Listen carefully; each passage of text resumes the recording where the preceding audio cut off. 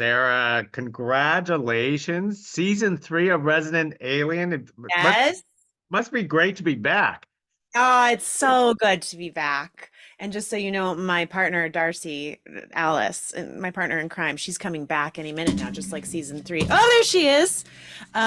We are so excited that season 3 is starting to premiere on February 14th. Woo! And I think everyone's gonna love this season. It's the best season yet. Yeah. Objectively true. Yeah. Well, we know ourselves now. And now we're just like playing. Exactly. We're just season 1, you're like warming up, trying to figure things out, trying to figure each other out. Season 2, we were shooting during COVID, so everyone was just like, the world is ending, the world is on fire. We were trying to make art while people were unsure of what was happening. So season 3 was a lot more chill, which was nice. And I feel like it's really cohesive and fun. Now, I have to say that, having 3 seasons under your belt now, it's considered a successful show. So what do you suppose is the secret to success for Resident Alien? That's a great question. I think a lot of people are sort of scared by the words vegan and sci-fi. They're just terrified. They don't know what it means. Right. But if you try it, you are delighted to find there is so much story or so much flavor that you weren't expecting. And so I think sci-fi fans are loyal and they love this show. And so we have a lot of great fans that are already sci-fi people. But I think what's great about our show is that it is a comedy with heart. It has sci-fi at its, sort of blueprint, but inside is this conglomerate of like chaos and insecurity and shame and so many emotions for all these characters that it really brings a core of just humanity to the forefront. And I think people who are not normally into sci-fi would really like it. And so it's been nice to see people sort of try it out and be like, oh, that's actually pretty good. And I'm like, I've been trying to tell you that. Yeah. Well, it has, I would say, combination of like great IP with the Dark Horse comic that it was based on. Incredible writing from Chris Sheridan and the whole staff of writers. And, great support from production. I mean, from Amblin on, like we've had amazing support and we've made a really good show that didn't become a huge hit, but it didn't not become a hit. Like it was a perfectly middle ground. Like we didn't, in this landscape of media, everything is so saturated. It's fractured. There's like people, you can't have water cooler conversations anymore about a show that isn't Game of Thrones. And so everybody's like, every show has to find its own audience.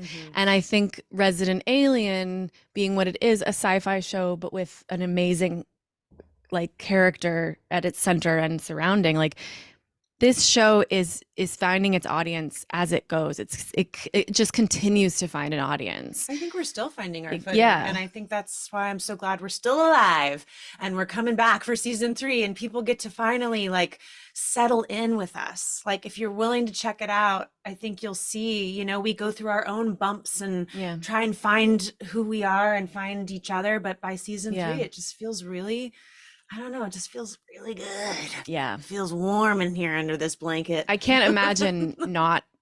We're cozying up with each other now. Yeah, I can't imagine at this point not moving the story forward, given what we've established. So I think that's what part makes of it. A success, a sex. That's what makes it sex. Is that okay to print? A sex. Success. Excuse me. Now, when you're acting with Alan and he transforms into Harry, how do you act against that and keep your composure and not break down?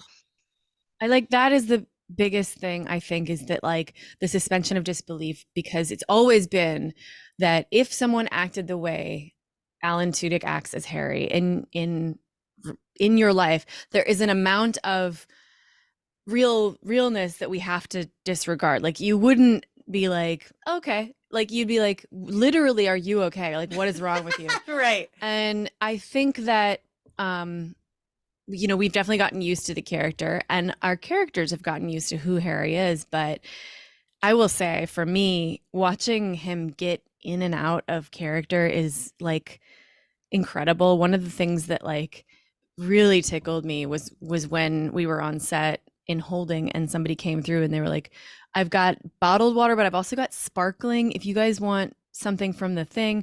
And Alan was still in character. Like, he normally answers like, I'm okay, thank you. But he goes like, no. Like, he just said it in this way that was just like, I am no. Like, it was so, and he just hadn't shaken it all the way off yet. It was just like, priceless that I get to see that. You get to like experience that a little bit more, because I think I've had a lot of experience with Alan in the first 2 seasons, just being on set and trying not to break every take. It has been very hard, but I've managed it, and I think it's awesome to see him. You know, I was really fortunate in season 1 to see him find his alien. You know, he was still trying to figure it out, and I was still trying to figure out like how to be a series regular on TV. Like, it was, we were going through similar experiences. I felt like an alien on set at times, so it was very meta in that way. But now it's also meta, because I'm totally used to being with Alan and knowing that he's going to try stuff, and so, you know, it's awesome when I break, but also I'm pretty good at not breaking anymore, because I'm expecting funny to come out of that mouth, you know, and you are just going to have to struggle a little bit, you know, to keep your composure while you're working closer with him this season. My thing is, Alan's a great audience for me. Like, when I'm in, like, when we're waiting to shoot, like, I'm a stand-up comedian. He loves stand-up. And so I'm always trying to make him laugh, you know, because that's like a huge compliment to me. I feel like you all are. I'm surrounded by comedians just trying to make each other laugh. It sucks. I'm just the straight man over here, just having reactions and walking home. But your character, I mean, but we had to see Asta let loose, and you are so funny this season. Thanks, babe. Really funny. I'm trying. This season. I mean, and she's trying. Asta's trying to find her. What is it like to make a joke, Asta? She's lightening up. Well, it is a great series, and people can't wait to catch up on season 3. So for the both of you, Sarah, Alice, thank you very much for carrying this conversation for season 3 of Resident Alien. Thank you so much. Thank you. Appreciate you. Have a great day. Bye now.